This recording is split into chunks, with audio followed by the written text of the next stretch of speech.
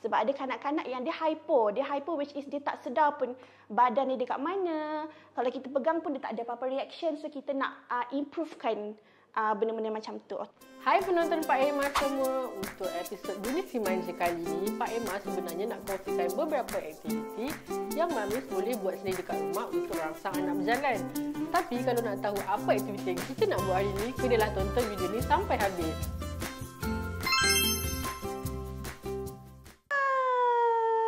Okay, hari ni saya nak kongsikan 4 aktiviti untuk kita occupational therapy buat dalam session untuk merangsang bayi berjalan. Okay, aktiviti pertama adalah brushing dan joint compression. Yang ini kita guna terapi brush lah. And kita akan brush dekat badan bayi, dekat tangan dan juga kaki. Saya tunjukkan cara ya. Hai. Okay, pertama sekali kita bagi bayi tersebut rasa dulu sama ada dia selesa ataupun tidak. Okay, macam kita dah nampak dia okey, dia tak ada refusal. So, kita start dengan brushing. Okay. Okay, come. 1, 2, 3. Kita buat cycle 10 kali. 1,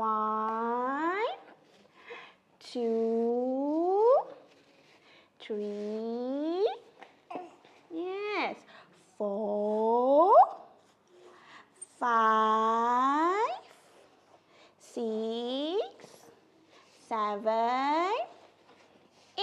Okey, tujuan kita buat brushing ni adalah untuk kita nak tingkatkan kesedaran kanak-kanak terhadap badan, awareness dia, sensory awareness badan mereka lah. Sebab ada kanak-kanak yang dia hypo which is dia tak sedar pun badan dia dekat mana. Kalau kita pegang pun dia tak ada apa-apa reaction. So kita nak improvekan benda-benda macam tu. Okey, next bila kita dah buat tangan, kita buat kaki pula. 1, 2, 3, 4, 5, 6, 7, 8, 9 and 10. Okey, untuk protokol ni kita akan elakkan bahagian muka, kepala dan juga perut. Sebab bahagian-bahagian tu dia boleh induce kanak-kanak untuk muntah lah. Okey. Lepas tu bila kita dah habis buat brushing tu, kita akan buat joint compression. Dia sekali joint compression dengan brushing tu lah. Okey, untuk joint compression, kita akan buat dekat setiap sendi-sendi. Macam tangan, 1, 2 dan 3.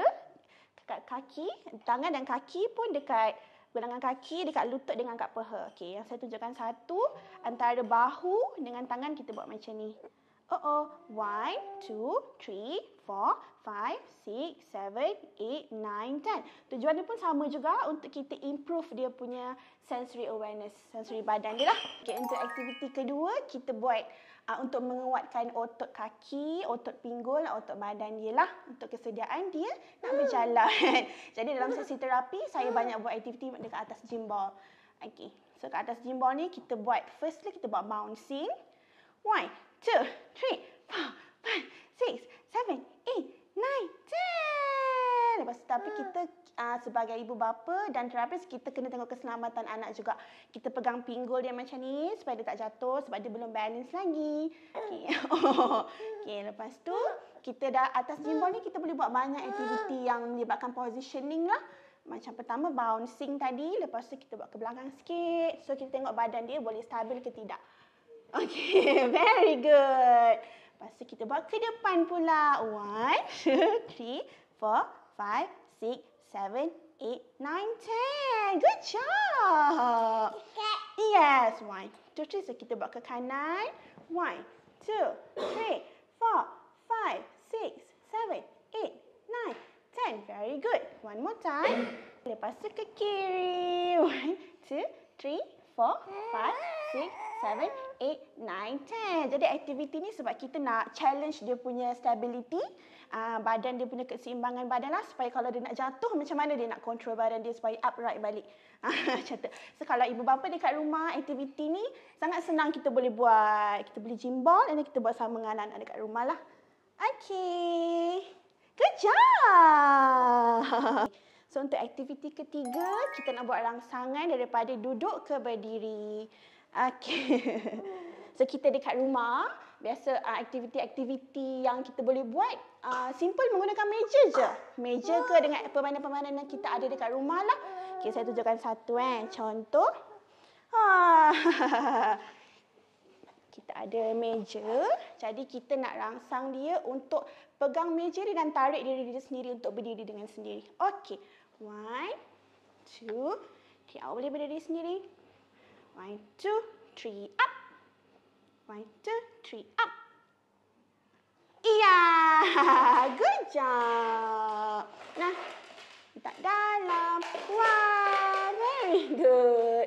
So, kebanyakannya kanak-kanak tipikal, mereka akan start berjalan daripada usia 10 ke 12 bulan. Jadi kalau macam dah 12 bulan tu belum berjalan lagi, so kita sebagai ibu bapa, mami dekat rumah, kita kena be kreatif lah. Jadikan barang-barang dekat rumah tu aktiviti untuk kita buat. As simple as guna meja, guna kerusi yang agak tinggi supaya dia boleh capai sendiri. Untuk aktiviti keempat, so kita akan terus buat kepada latihan berjalan. Jadi, biasanya dekat rumah, kita nak tingkatkan motivasi dan interest anak tu untuk berjalan. Jadi, salah satu cara dia adalah kita letak mainan yang dia suka dekat hujung tu. So, mainan yang dia suka tu sebagai macam umpan lah supaya dia boleh berjalan dengan motivasi yang tinggi. Okay. Tapi macam baby ni, dia masih lagi belum ada first step lagi, jadi kita as terapis, kita prompt. Kita prompt ada banyak jenis. Macam kita pegang dua tangan ke, sebelah tangan ke, macam tu. So, untuk baby, hari ni kita cuba prompt dengan dua tangan. Jom sayang. Kita jalan, okey? 1, 2. Oh, pergi sana. 1, 2. Go. Jalan. 3, 4, 5, 6, 7, 8, 9, 10. Okey. Jadi kalau kita nampak bayi tu macam dia masih lagi mampu untuk kita teruskan aktiviti tu. So kita sendiri setkan masa. Contoh one cycle tu mungkin 10 ring. 10 ring kita buat sekali. Lepas tu cara kita nak tahu frekuensi berapa kali kita nak buat tu, tengok pada budak tu sendirilah. Kalau dia dah start cranky atau dia dah start tak selesa kan, kita boleh stop.